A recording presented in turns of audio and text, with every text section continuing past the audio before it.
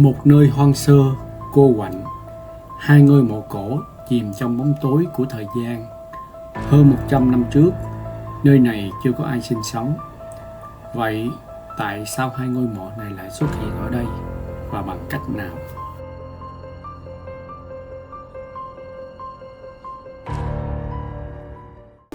Đây chữ Việt Cố nè, hai chữ to trên cùng ở bên phải bên phải là Việt, bên trái là Cố nè. Đó là câu chuyện của Cố là chuyện cũ á. Việt Cố tức là cái ngôi mộ này khẳng định là của người Việt. Thì chính chữ là ghi chữ hai chữ đầu là Hiển Khảo. Khảo tức là ông cha mình gọi là Khảo. Thì cha hoặc mẹ mình là gọi là Khảo. Thì Hiển Khảo là ông cha, còn Tỷ Khảo là bà mẹ. Đó là cái cách bia. Rồi gì? Vị này là họ Tịch. Chính chữ đó là chữ Tịch. Tịch Ánh Nguyễn Công Mộ. Chữ Hán mờ nhạt theo thời gian, nhưng những lời khắc trên bia mộ vẫn còn đây. Những người đã khuất, nhưng câu chuyện của họ liệu có được kể trọn vẹn?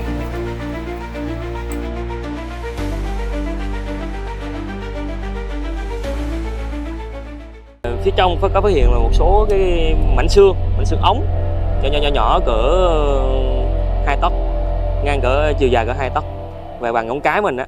Những mảnh xương liệu có phải là tàn tích của người xưa, hay chỉ là dấu vết của một bí ẩn chưa được khai mở?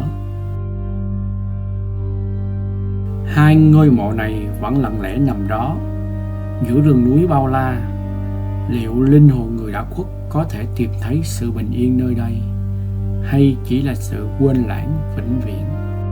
Mọi người ơi, đây là ông Hai. Ông Hai là người ở gần khu vực của hai ngôi mộ đó. Ông Hai, từ khi ông Hai xuống đây á, ông Hai có thấy thì có ai ghé lại thắp nhang hay là kiểu như bà con dòng dõi gì không Hai? Không có ai. Chỉ có ở trong cơ quan này mà tao với ông Hai gần đó thắp thôi, chứ không có ai. Dạ. Mình sống mình ở đây ấy thì mình thấy cái ngôi mộ nào đó mình trang trí mình thắp nhang. Dạ, con cũng thấy gần đó có. Con thấy gần đó có nó có hai trang. Dạ đúng rồi. Cứ bò nó phá không mà cứ dựng lên đó, cứ vậy mà cung riết là bò nó phá. Con thấy có chỗ thắp nhang, cũng có nước, cũng có thuốc lá, ông Hai cắm hả? Dạ. Đó. Có một mộ có xương thì mọi người nói đó là xương người, nhưng mà theo tụi con tìm hiểu phân tích á, thì không phải xương người. Thì nãy lên khảo sát á, cái mộ bên kia có bia á, thì cái nội dung của tấm bia đó là con có chụp hình lại đây nè. Thì em đọc cho ông Hai nghe ha, cho ông Hai biết, chứ trước giờ ông Hai không biết đúng không? Thì ngôi mộ đó có cái tên là Hiển Khảo. Hiển tức là cái là người đàn ông, người gọi là Hiển, người đàn bà gọi là Tỷ. Khảo tức là ông cha mình á, nó nằm trong Cửu Huyền á. Khảo rồi tới Thân, rồi tới là Tử, rồi tới Tôn, Tần, Huyền. Đó tức là cái lớp sau. Còn trước là Cao, Tần, Tổ. Đấy là ba đời trước là ông Sơ, ông Cố, ông Nội, tới ông cha là tới mình. Đó thì đó là thuộc Hiển Khảo, tức là ông cha. Ông cha tên là gì? Tịch Ánh Nguyễn Công. Công là ông thôi, nó đơn giản, công là ông. Thì nó là ông này tên là Tịch Ánh. Còn chữ Nguyễn này con không biết như dịch như thế nào, tại vì đó là cái tên riêng nha con, không biết dịch làm sao. Tịch Ánh Nguyễn Công là ghi vậy thôi.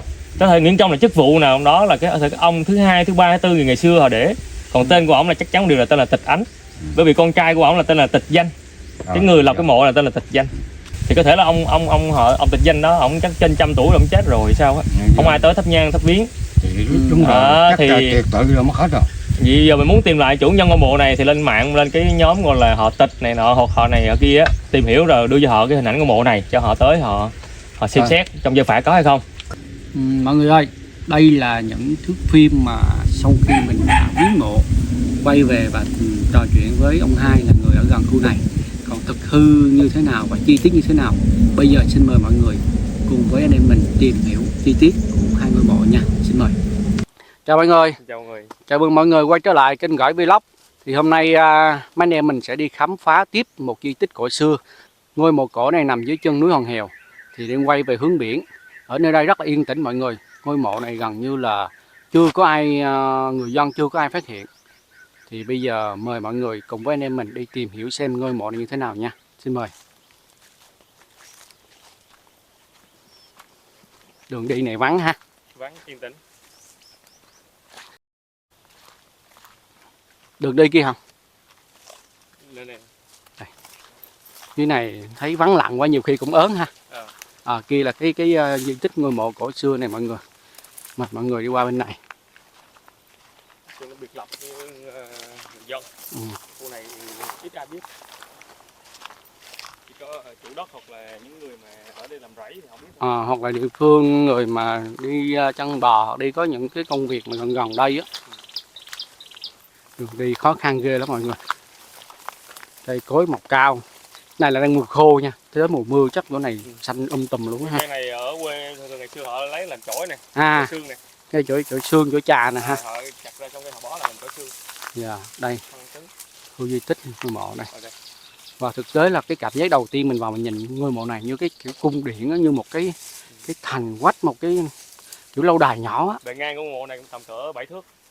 Wow. Tính luôn thành luôn á, bao phủ luôn 7 thước, 8 thước. Wow, đây mình xin tiến vào mình làm một cái lễ thắp nén nhang cho người đạo quốc.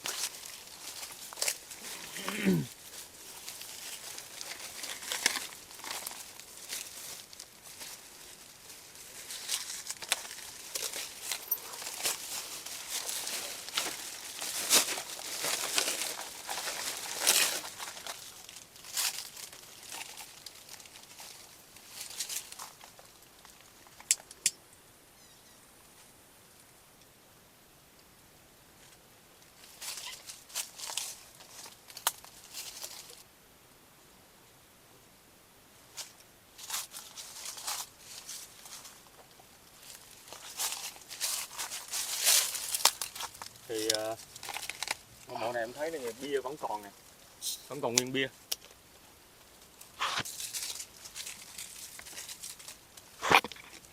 Tí nữa chúng ta sẽ xem thử là trên bia có cái gì nha. Ở đây mình thấy có một cái ô trống này, thì không biết là thiết kế ngôi mộ này như thế nào mà lại có ô trống này ta, hay là cái này là người ta đào đó. Người ta đào, ta phá, người ta... Đúng rồi, nhưng mà thật sự cái quan là nằm ở dưới đất á. Đây là cái mặt trên đất. Cái quan là vẫn còn nằm ở dưới á hả? Dạ. Bây giờ mình sẽ đi vòng ra phía sau, phía từ hướng núi để mình xem cái phía sau của ngôi mộ này như thế nào nha. Đi khó khăn lắm mọi người.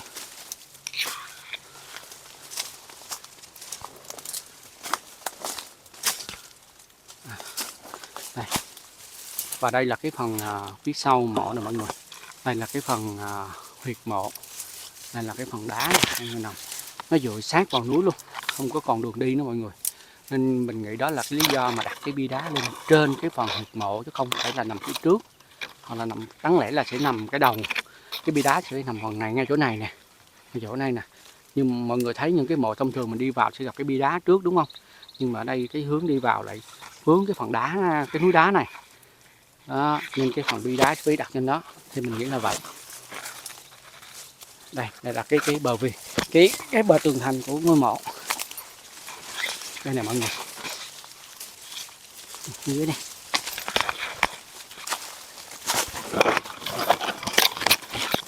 Chào quay. Ấy, ui, quá trời gà lắm em ơi. Ui, này nữa. Ra được rồi mọi người. Rồi kính thưa quý vị, là nãy giờ mọi người chúng ta đi viếng ngôi mộ đúng không? Tham quan rồi thì trước đây có một tấm bia. Tấm bia này thì có ghi nội dung như sau này. Thì mọi người cùng em theo dõi ha. Đây chữ Việt Cố này, hai chữ to trên cùng á, bên phải bên trái, bên phải là Việt, bên trái là Cố này. Đó là câu chuyện của Cố, là chuyện cũ á. Việt Cố tức là cái ngôi mộ này khẳng định là của người Việt. Đấy, đơn giản là vậy. Thì bên phải nè, cái chữ là Bính Thìn Niên, là năm Bính Thìn. Rồi là gì? Quý Xuân, Cát Nhật, Quý Mạnh Trọng, tức là đầu mùa xuân. Nó có ba, một là quý là đầu, mạnh là giữa, trọng là cuối cùng. Đầu mùa xuân tức là khoảng cỡ là Tết hoặc là lập xuân gì đó. Cát Nhật tức là ngày tốt, ngày lành tháng tốt, hoặc là Cát Nhật. Rồi Mùa xuân năm Bính Thìn thì Bính Thìn sẽ có những cái năm như là 1856 này, rồi 1917 này, hoặc là 916 đó, tùy theo mùa, rồi 1976, rồi tiếp tục nữa kế là 2076. Thì cái mộ này á, thì nếu là niên đại mà so với niên đại Bính Thìn này, so với cái cốt cách mà làm này á, thì em đoán là nghĩ rơi vào 1917 hoặc 1916, có thể là 100 năm hơn. Đấy, Có khi nào là sẽ một giáp nữa không là có thể là 1856 á, anh cũng có thể vậy. 18. Thứ hai nữa là cái cốt cách làm thế này thì em nghĩ cũng cho 100 năm, chắc chắn cho 100 năm. Rồi chúng ta đọc cái giữa ha, thì chính giữa là ghi chữ, hai chữ đầu là Hiển Khảo. Khảo tức là ông cha mình gọi là Khảo, thì cha hoặc mẹ mình là gọi là Khảo, thì Hiển Khảo là ông cha, còn Tỷ Khảo là bà mẹ. Đó là cái cách dịch bia. Rồi gì, vị này là họ Tịch, chính chữ đó là chữ Tịch. Tịch Ánh Nguyễn Công Mộ. Tịch Ánh Nguyễn Công Mộ đó là danh từ, cho nên chúng ta không có dịch. Thì Tịch Ánh Nguyễn Công thì là công là ông á, đấy, nói nôm na là vậy. Thì nhưng mà cái tên đó, cái cụm đó không dịch, bởi vì đó là tên riêng, thứ hai là danh từ không dịch. Đọc nguyên cụm luôn là Tịch Ánh Nguyễn Công, phòng mộ của vị Tịch Ánh Nguyễn Công, vị này họ Tịch. Rồi bên đây là gì, Quý Nam. Quý Nam Tịch Danh Phụng Tự. Phụng Tự hoặc Từ, tức là vị là làm lại ngôi mộ này là ông Tịch Danh. Thì tìm ông này là biết câu chuyện của ngôi mộ này, rồi vì sao bị đào như thế nào. Đúng rồi, chúng ta có thể lên mạng tìm vị họ Tịch, người này họ Tịch thì gia phả họ sẽ có, nếu họ ghi như thế này. Đấy, thì ngôi mộ này thì chữ khắc rất là sắc sảo và chữ rất là rõ. Thì nhưng mà rất là tiếc là gì, ngôi mộ bị đập phá để tìm vàng. Đây mọi người xem này, Mô tặc. mộ tặc đập phá. Nhưng mà cũng em thêm thấy là gì, nếu như họ đục như thế này nè, thì thường ngày xưa họ chôn á, nếu có thành quách thế này rất là kỹ, ở dưới có thành cả quách nữa. Mọi người thấy không, ở trong đây có mấy lớp nè, lớp trên lớp dưới đàng hoàng. Cái lớp này để cái huyệt, đúng chưa, phải đào sâu xuống dưới cỡ mấy tấc, mấy thước nữa, cỡ ít nhất là 1 thước 2. Đúng không? Còn đây là mặt đất của mình đang đi nè, thì họ đào tới đây thôi, thì khúc dưới họ chưa đào, có thể là chưa đào. Đấy, và chỉ đào lớp mặt ở trên, cái lớp mà để họ lấp đất đá để họ bảo tồn ở trên thôi, bảo quản thôi. Đấy, với cái cấu trúc mà kiến trúc mà để mà xây dựng ngôi mộ này á, ngang bề thế cũng cỡ 7-8 thước này, sâu vô cũng cỡ 7-8 thước, tính ra cũng cỡ là 50 mét vuông. Thì vị này thì ngày xưa có rất có tiếng hoặc có tiền. Đấy, con cháu cũng ok. Trưởng dòng, trưởng tộc gì đó. Dạ. Như Thành phân tích cho mọi người xem cái phần đáy của cái phần huyệt lộ ra kia thì nó khá là cao so với lại cái phần đáy của cái mặt đất, cái nền mặt đất. Đúng này. rồi. Thì mọi người xem theo cái thiết kế này á, thì cái nền đất nó từ đây hoặc là thấp hơn. Đấy. Thì chứng tỏ là cái phần đó chưa thể nào đụng tới cái phần mộ được, cái phần đúng rồi, cái phần quan tài được. Thì có thể là cái tay mộ tặc á, họ đào tới đó họ thấy không có gì đó, họ lại bỏ hoặc là chưa đụng tới cái phần quan tài thế này. với lại em thấy là gì, có đá, xếp đá nữa nè, những lớp đá này, đá rất là chắc. Đây, mọi người xem cái để tránh mộ tặc thì người chủ ngôi mộ này á là đã trải một lớp đá rất là dày nè, mọi người theo này, đá này, đây đá như đá granite luôn á, không phải đá vôi đâu, đá của con heo mình này bỏ xuống này, cho nên họ chặn tới đó họ đào gặp đá. Thì nếu muốn đào sâu xuống nữa thì phải banh hết ngôi mộ. Đúng rồi. Theo phán đoán là vậy, tại vì đây đá này, gặp đá này, gặp đá đứng này, đá không này, đá rất là dày. Thì người chủ ngôi mộ này á, là họ, mọi người thấy không, những cái khối gọi là khối này nè, khối này là khối vôi, họ xây từng khối họ đặt xuống xong rồi trải đá đây. Tức là cái ngôi mộ được tấn bằng một lớp đá mặt ở trên dưới cái huyệt, thì họ đào tới đây thôi họ tưởng là tới huyệt rồi, vậy không phải đâu, lớp đá. Có thể đó là cái cách để mà người xưa trị những cái mộ tặc. Đúng rồi. Những người đào mộ. Đúng rồi. Và cái cấu trúc này là được xếp lớp tầng tầng chứ không phải là xây liền khối, và nó toàn là vôi thôi, không có sắt, không có sắt thép gì hết, vôi đụng vô cái rớt này, các biển này, rồi có sò đó này. Nhưng mà đặc biệt nữa là chắc chắn điều là ngôi mộ là bề thế. Thì trên đây ghi Hiển Khảo, thì sát bên có một ngôi mộ nữa, thì lát chúng ta sẽ tìm hiểu có phải là Tỷ Khảo hay không, có phải là vợ của vị này hay không. Đây, vậy thì bây giờ mời mọi người qua xem ngôi mộ kế bên. Là cái người nằm xuống bên đó có liên quan với lại đây, mình có thể theo mình đoán có thể là người vợ của ông họ Tịch này. Dạ. Xin mời mọi người. Mọi người đi theo dõi luôn ha. Tại vì nó hồ sơ thế này mình cũng không dám phát quan được, bởi vì không dám đụng đậy tới người quá cố. Chúng ta chỉ tìm hiểu và cho mọi người biết ngôi mộ này tên gì thôi. Và đường đi rất là vất vả, gai không à. Gai bắt mèo. Từ nha. Từ khom xuống. Khom xuống. Dính gỡ cho mạnh cái gai. Rồi khom xuống. Đây nữa nè. Anh khom xuống đừng có đi thẳng. Dính cái mũ. Rồi.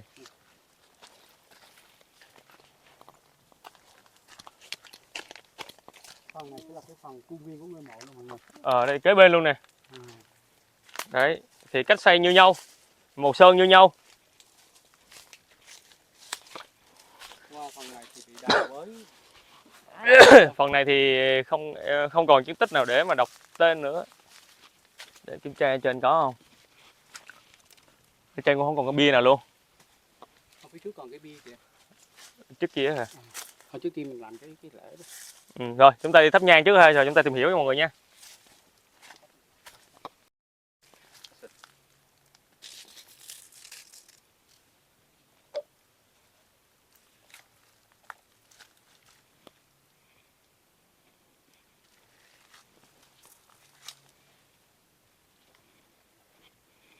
Rồi chúng ta thắp nhang xong đốt nước cúng thì chúng ta xin phép để tìm hiểu mộ phần này như thế nào. Mọi người xem thứ nhất thì như mình thấy á, ngôi mộ này có kiểu cách và hình dáng giống, kể cả cái màu sắc cũng giống luôn, thì vật liệu cũng sẽ giống luôn rồi, nhưng mà cái phần bia mộ trên này á Là mất rồi. mất rồi, phá cái dấu vết rồi, phá, và cái phần phía trước bị đào. Dạ. Đấy, cái nào giống như vậy. Thì chúng ta tìm hiểu bên trong nè. Thì theo em thấy nha, bên trong này có lớp đá này, nè mọi người thấy là cũng có lớp đá này, lớp đá rất là chắc này, đúng chưa? Đá này lay động được đâu, đá khối mà, đá rất là chắc, nó thuộc hệ đá vôi lại đá hòn hèo mình, đá rất là chắc. Bên trong thì cũng vậy, cũng có thành quách y chang như thế. Cái này là lớp để mình để bảo huyệt, và phía trong có phát hiện là một số cái mảnh xương ống nhỏ cỡ 2 tấc, ngang cỡ chiều dài cỡ 2 tấc và bằng ngón cái mình á. Thì cái này á thì theo để tới nước ngoài. Dạ. Dạ. Với lại cái xương này màu trắng, thì cái xương này chắc chắn là của gọi là động vật, là nếu như động vật nha thì là của giống đực, nếu con người thì của người trai, xương trắng. Nhưng mà thứ hai nữa là gì, không thể nào chơi xương ở trên phần mộ thế này được, bởi vì cái huyệt nó nằm sâu dưới đất mà, đây là trên mặt đất. Tại vì chúng ta nãy có thấy ngồi bên kia cũng bị đào như thế này. Thứ hai nữa là gì, lớp đá nó rất là dày chỗ đây này, dày không thể đục xuống nữa. Thì nếu mà nó đào xuống nữa ngôi mộ này nữa thì phải banh hết cái mộ ra, đúng rồi, rộng hết cái mộ ra. Và bề cái ngôi mộ này rất là ok là gì, bề thế là gì, xây rất là chắc, ở trên phủ đất phủ đá rất là dày. Thì chúng ta không thể nào phán xét được, kết luận được xương này là xương của người được. Cái xương này khá là nhỏ. Dạ, xương nhỏ thôi, cỡ bằng ngón cái, ngón út thôi. Đấy, thì mộ thì chúng ta không dám vào trong được, nhưng mà chúng ta ngồi ngoài chúng ta nhìn. Đấy thì zoom xa vô cho mọi người xem ha. Đấy, zoom lại cho mọi người xem, mọi người nhận xét giúp. Zoom màn hình được không? Đấy. Đó, ngay khúc đó là không phải có thể nào là xương người được. Xương nhỏ thì có thể là con chó, con gà hay cái gì đó, là con thú á, chạy vào đây rồi nó chết trong này. Thì chúng ta không thể nào nói là xương người. Thứ hai nữa là gì? Chứ một vài mảnh xương đó thôi. Rồi nhưng mà ngôi mộ thì chắc chắn đây mặt đất mà, nó cao mặt đất mà, thì phải xuống sâu nữa. Không ai để mà ngôi mộ ngày xưa không ai để trên mặt đất hết á. Những ngôi mộ chúng ta khám phá trước đúng không, mộ cổ thì họ luôn luôn đào sâu xuống ít nhất 1 thước 2. Theo cái thước lỗ ban nữa, họ phải dùng theo lỗ ban, tức là phong thủy nữa, chứ không có thể nào để ngôi mộ mặt đất xong họ xây lên trên được. Đấy. Nhưng mà rất tiếc là gì, ngôi mộ này không có thông tin nào để đọc, rất là tiếc. Cứ nghĩ là bên đây là hiển tỷ. Mình nghĩ sẽ là người vợ. Nhưng mà ngôi mộ kiến trúc như nhau thì em nghĩ là cũng liên quan đó. Rồi chúng ta đi tham quan một vòng đây ha, xem thử ở sau đây có khác gì không để chúng ta tìm hiểu. Rồi chúng ta thấy ha, cái thế này là thế vạch móng ngựa này, rất phổ biến. Và đặc biệt nữa ngôi mộ này gì, đá tảng này, đây mình gọi là tảng đi, nhưng mà đó là khối thạch, khối vôi á. Họ xây xong họ lắp lại, họ đặt lại, tức là họ làm khuôn bên ngoài rồi xong họ đặt vô. Đổ bê tông. Đúng rồi. Xong họ đem họ lắp ghép. Rồi thứ hai là gì, trong ngôi mộ này không những là đất không đâu, họ những lấy đá, cục đá vôi nè, họ bỏ vào, và đá của hòn hèo mình á họ lắp vào, thì tránh cho cái chuyện mộ tặc mộ đó, thì họ phá ngôi mộ. Thì như nãy em nói là gì, ở dưới phần ngôi mộ á, mọi người thấy không, bị đào nhưng mà đào lớp bạc thôi. Thứ hai nữa gì, ở trên thân ngôi mộ là có đó, mọi người thấy đổ vôi luôn nè, rất là chắc. Đây là cái phần đi thẳng xuống là Đúng rồi. Và trước ở dưới phần đó là có một cái lớp như là lớp đanh để đổ cái vôi này luôn, rất là chắc về thế. Thì cái ngôi mộ hình móng ngựa này rất phổ biến ở thời Nguyễn của chúng ta, triều đại Nguyễn. Đấy thì mọi người muốn tìm hiểu ngôi mộ hình móng ngựa thế này á, thì khi nào chúng ta có dịp ra Huế, ra miền Trung á, chúng ta sẽ tìm hiểu kỹ hơn vấn đề này. Thì ở đây em thấy có một cái tấm khám sau này, nhưng mà tấm này là tấm sau lưng, thì không có cái thông tin gì tấm này hết á, không có tên tuổi gì cho cái ngôi mộ này. Còn nếu muốn biết được ngôi mộ này của ai thì chúng ta sẽ tìm ông họ Tịch ở ngôi mộ bên kia. Thì chúng ta lên mạng hoặc là lên Facebook, hoặc là tìm vào cái gọi là họ tộc họ Tịch á, thì chúng ta sẽ tìm. Và đặc biệt họ Tịch này là họ của người Hoa ngày xưa. Người Hoa. Đúng rồi, người gốc Hoa ngày xưa họ Tịch. Chứ Việt Nam mình á thì người gốc Việt ngày xưa thì không có họ Tịch. Thì chắc cỡ là mấy trăm năm rồi, cái ngàn năm rồi, thì cũng là người Việt mình luôn. Đặc biệt cái tấm bia bên kia là ghi là Việt Cố. Tức là cái chuyện của người Việt. Cố tức là chuyện đã qua rồi, cũ rồi. Hoặc là cố sự của người Việt. Đấy. Là người Việt bởi vì có chữ Việt Cố. Dạ đúng rồi. Chứ người Hoa hoặc người Chăm thì họ sẽ ghi của họ chứ họ không ghi người Việt chứ. Đấy. Thì ngôi mộ rất bề thế nha quý vị nha. Ngôi mộ này thì em tính ước chừng là 7 thước tới tấm bia nè, 6 thước. Bề sau nó 6 thước, bề ngang nó cũng cỡ 7 thước. Tính là tới bên này cũng 7 thước. Tổng chiều cao cỡ tầm cỡ 2m4. Dạ. Có thể đây là một phần của tấm bia đá tại cái con đó. Giờ phải chi còn lại được cái thông tin đó, thì anh em mình sẽ gửi đến mọi người cái chi tiết hoặc là những thông tin của quý vị nằm ở đây. Nhưng mà rất tiếc là nó mất rồi. Thì em cũng mong là vị họ Tịch chủ ngôi mộ bên kia á, thì có xem video này á, thì nếu vị hoan hỷ thì có thể giúp cho kênh Gỗ Vlog có thể biết thêm thông tin, và cho những quý vị trên kênh Gỗ Vlog á cập nhật được ngôi mộ này của ai, và vì sao có cái việc như thế này, và ngôi mộ này á là được bao nhiêu năm rồi, để cho mọi người biết. Thì phán đoán của tụi em thì hồi nãy mà bên kia em coi là năm đó là năm Bính Thìn, thì có thể là việc đầu tiên là trên 100 năm rồi. Nếu mà niên đại của ngôi mộ này cỡ 200 năm trở lên á, thì rất là quý giá. Và đặc biệt nữa là chúng ta muốn biết được cái sự tích của ngôi mộ này á, thì phải truy tìm vị họ Tịch đó để chúng ta biết nguyên căn nguồn cội của cái hai ngôi mộ này. Thì họ Tịch thì anh nghĩ ở Việt Nam mình hiện giờ cũng không có nhiều, hiếm lắm. Hy vọng là những dòng dõi họ Tịch xem được video này sẽ liên hệ để tìm được thông tin, biết đâu được đó là nguồn gốc để bảo tồn, hoặc là hàng năm tới dịp lễ tới cúng kính cho người ta ha. Dạ. Kiểu là vậy. Tại vì ở đây là cây cối mọc tùm. Thứ hai nữa là bị đào rồi. Thì nếu như mọi người muốn cải táng thì có thể tới đây, những vị họ Tịch muốn để an vị ông bà của mình á, thì có thể tới đây là xin phép cải táng đem về đất của mình để mà mình an táng lại cho nó bài bản, cho nó trang nghiêm. Đấy, thì cũng mong là thông qua kênh Gỗ Vlog này cũng gửi gắm tới những vị chủ ngôi mộ này. Dạ. Thì chương trình khám phá ngôi mộ tại Hồ Hèo của Gỗ Vlog đến đây cũng kết thúc. Xin mọi người bấm like và chia sẻ, cũng như là subscribe kênh để đón xem và theo dõi những cái kênh, những cái video mới trong những lần tiếp theo nha mọi người nha. Hẹn gặp lại quý vị ở video lần sau. Xin chào mọi người.